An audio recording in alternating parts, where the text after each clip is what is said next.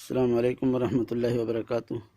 جناب یہ جو ہے نا جی تیل ہے نمک کا، یہ نسخہ بتلایا گیا تھا ورکشاپ میں۔ یہ اس میں ڈالا ہے تیزاب شورہ، اور یہ نمک کا تیل ہو گیا تھا، اور پھر اس کو اسی طرح رکھ چھوڑا تھا۔ یہ آپ دیکھ رہے ہیں۔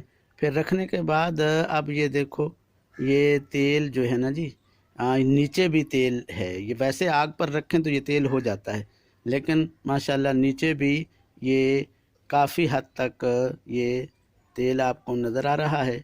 تو اس لیے یہ دوستوں کی جو ہے نا ہم ان کی نگاہ میں یہ چیز جو ہے دکھلا رہے ہیں، تاکہ ان کو پتہ چلے کہ یہ جو نسخہ بتلایا گیا تھا یہ واقعی صحیح ہے۔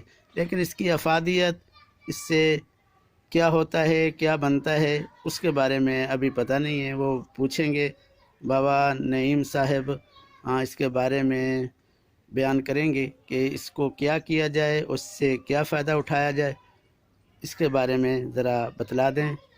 شکریہ، جزاک اللہ خیر۔ السلام علیکم ورحمۃ اللہ وبرکاتہ۔ یہ جناب بابا نعیم حیدر والا نسخہ جو ہے وہ اب تیل ہو رہا ہے، سمجھیے یہ تیل بن گیا ہے۔